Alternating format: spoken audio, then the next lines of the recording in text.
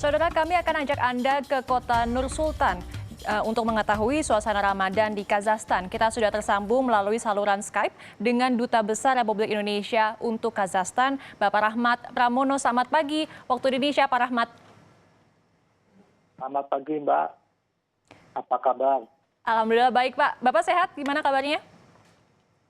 Alhamdulillah kita di sini semua sehat-sehat, Mbak, sampai sejauh ini. Iya, Bapak, bagaimana Pak kondisi di Nur Sultan saat ini di tengah pandemi dan juga di tengah bulan Ramadan ya? Apa sebenarnya kegiatan-kegiatan KBRI selama ini, Pak, di sana?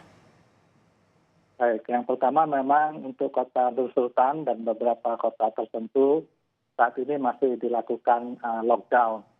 Walaupun sejak tanggal 11 sudah ada sedikit kelonggaran untuk beberapa kantor dan bank-bank tertentu boleh beraktivitas secara terbatas.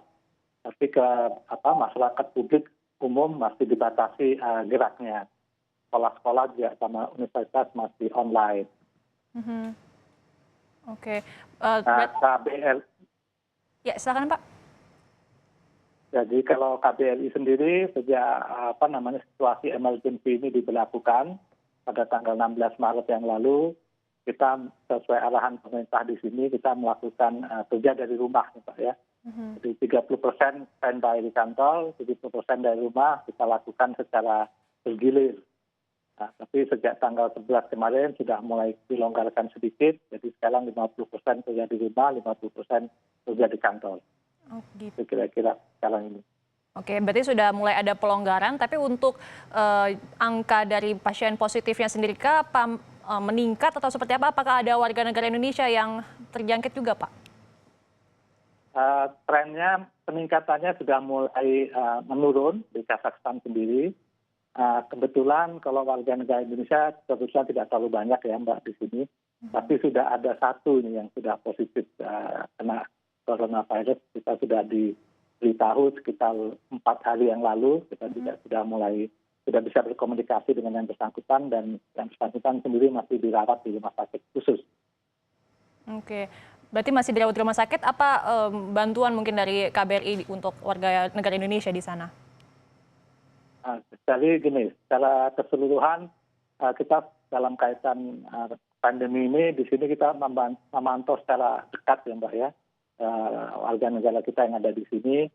Khususnya kita memantau mereka-mereka yang kemungkinan akan terdampak dengan coronavirus ini, baik secara ekonomi maupun dari segi penyakitnya sendiri. Nah, jadi tadi saya sampaikan sudah ada satu yang kena itu, dan sekarang dirawat di rumah sakit. Kita terus pantau dari dekat. Sementara juga ada warga negara kita di sektor-sektor tertentu, khususnya di sektor jasa, Pak ya, hotel dan spa terapis ini yang sudah mulai sejak beberapa minggu ini sudah situasinya sudah agak repot. Jadi kita perlu turun tangan langsung, kita menjangkau mereka, kita memberikan bantuan. Kalau yang masih bisa dijangkau di sekitar sini, kita berikan bantuan langsung berupa makanan, obat-obatan, alat-alat kesehatan. Tapi bagi yang agak jauh atau yang jauh letaknya dari kota ini, kita mengirimkan bantuan berupa uang. Jadi mereka bisa belanja sendiri di sana. Itu kira-kira, Mbak. Oke, kalau tempat-tempat ibadah sendiri di sana sebenarnya masih ditutupkah atau sudah ada yang dibuka, Pak? Bagaimana kegiatan komunitas Muslim di sana?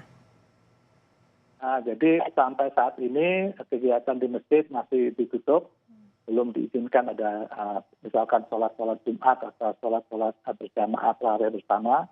Jadi hal-hal itu terpaksa sekarang ini masih harus dilakukan dari rumah masing-masing. Begitu, untuk menjelang Lebaran nanti atau Idul Fitri nanti tetap di rumah juga berarti ya, Pak ya? Semua kegiatan keagamaannya. Kemungkinan besar kelihatannya begitu. Jadi gini, nanti hari ini pagi nanti tanggal 18 pagi itu akan ada pengumuman lebih lanjut dari pemerintah untuk mengupdate keadaan situasi di sini.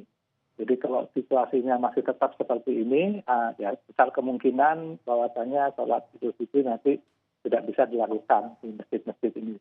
Tapi kalau keadaannya membaik dan mulai dilonggarkan, insya Allah ya kita akan sholat di masjid nanti, Mbak. Itu yang kita ada isu bahwasannya akan dilonggarkan ya. Dan sholat di masjid bisa, tapi itu masih isu. Kita tunggu kabarnya beberapa jam mendatang nanti. Ada kemungkinan dilonggarkan begitu ya, Pak ya? Siap, terima kasih banyak Pak Rahmat Pramono, Duta Besar Republik Indonesia untuk Kazakhstan telah berbagi informasi dengan Kompas TV. Semoga sehat selalu ya Pak ya. Terima kasih.